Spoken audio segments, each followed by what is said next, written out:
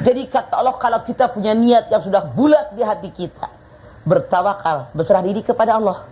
Kewajiban kita bekerja, berusaha maksimal, diiringi dengan doa. Hasilnya serahkan kepada Allah. Innallaha yuhibbul mutawakkilin. Allah menyukai orang-orang yang bertawakal. Semoga kita semua termasuk golongan orang-orang yang bertawakal. Dan ternyata tanda orang beriman diantaranya orang tawakal. Anda silahkan lihat Al-Anfal ayat 2. Innamal mu'minuna alladzina idza dzukirallahu wajilat qulubuhum wa idza tuliyat alaihim ayatu zadatum imana wa 'ala rabbihim yatawakkalun. Sesungguhnya orang yang beriman tandanya yang pertama, kalau mendengar ada orang menyebut nama Allah, tergetar hati mereka. Saking merasa saya kecil, Allah besar. Saya hina, Allah Maha Agung. Mereka sampai bergetar hatinya. 2. Kalau mendengar ayat-ayat dibacakan, iman mereka makin baik, makin meningkat. Karena dia menyadari ini petunjuk dari Allah. Tanda yang ketiga yang kita bahas, hanya kepada Allah mereka bertawakal. Tidak kepada dukun, tidak kepada orang lain, tapi hanya kepada Allah. Makanya saya katakan dari awal, yang namanya tawakal adanya dalam dada. Kita lihat, nih Arni dari tadi bercerita. Masya Allah, inilah kehidupan. Siapa yang pengen punya suami selingkuh ngacung? Mana selingkuhnya sama orang dekat lagi? Iya.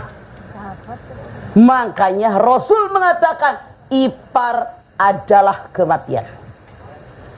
Kalau Anda sebagai istri bawa saudara Anda ke rumah Anda, tinggal bareng Anda, tidak mustahil suami Anda naksir adik Anda, naksir kakak Anda, ponakan Anda, keluarga Anda di situ. Bayangin, kita yang di rumah sendiri, habis mandi, andukan doang. Rumah kita. Tidak sadar ada laki-laki melihat, naksir, setan datang yang ketiga setan. Makanya kematian, hati-hati. Benar tadi Arni di awal ngomong, kalau kita punya karyawan, karyawati, jangan tinggal serumah dengan kita. Misah rumah. Di rumah kita khusus, keluarga inti. Itu yang benar. Tidak ada yang dilihat. Makanya kematian, kata Nabi, merusak rumah tangga kita. Anda bagaimana lagi? Yang namanya tawakal. Allah menjanjikan orang yang bertawakal kepada Allah Subhanahu wa taala hidupnya dicukupi. Silahkan Anda lihat Tolak ayat 3. Wa may yatawakkal 'ala Allah fahuwa hasbuh. Siapa yang berserah diri kepada Allah, bertawakal kepada Allah, segala kebutuhan hidupnya tercukupi. Pakai rasio manusia. Kalau kita nyicil rumah berapa? Cicil motor berapa?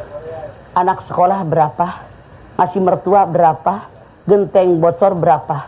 Rasanya nggak sanggup kalau pakai rasio manusia.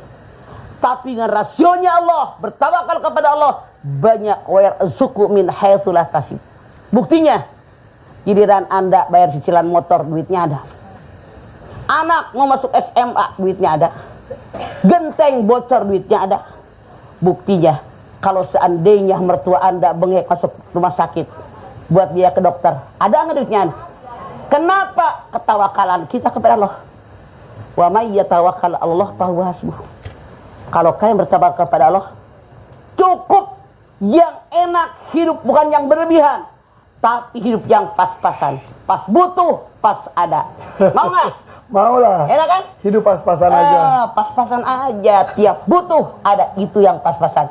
Itu janji Allah bagi orang yang bertawakal kepada Allah dari hati yang paling dalam. Tugas kita bekerja, berusaha maksimal, diiringi dengan doa. Hasilnya serahkan kepada Allah. Jangan kita ngatur Allah. Wa sa'an taqra'u sayyi'an wa huwa khairul lakum. Wa sa'an tuhibbu sayyi'an wa huwa syarrul lakum.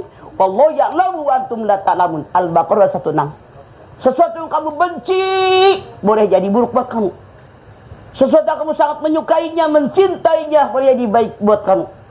Allah tahu kebutuhan kalian, kalian tidak tahu apapun.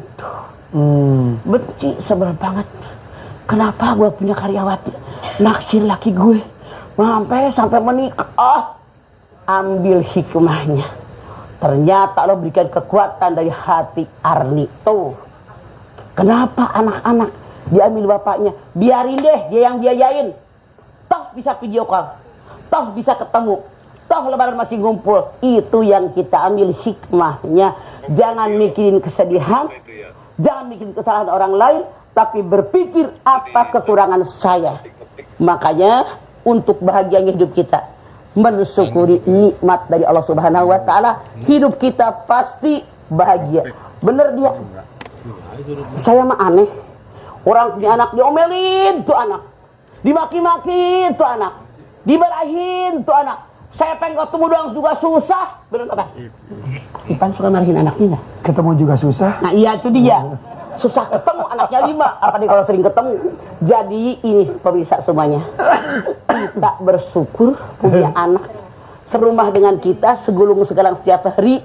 Itu wajib dirawat, dipelihara. Karena ternyata banyak contoh. Satu diantaranya nih, Mbak Arni, bahwa pengen ketemu anak ayah susah, harus membujuk-bujuk.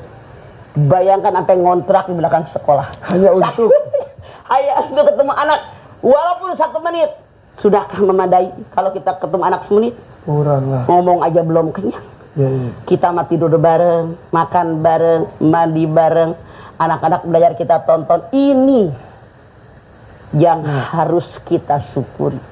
Makanya yang benar itu dia masih syukuri apa yang ada.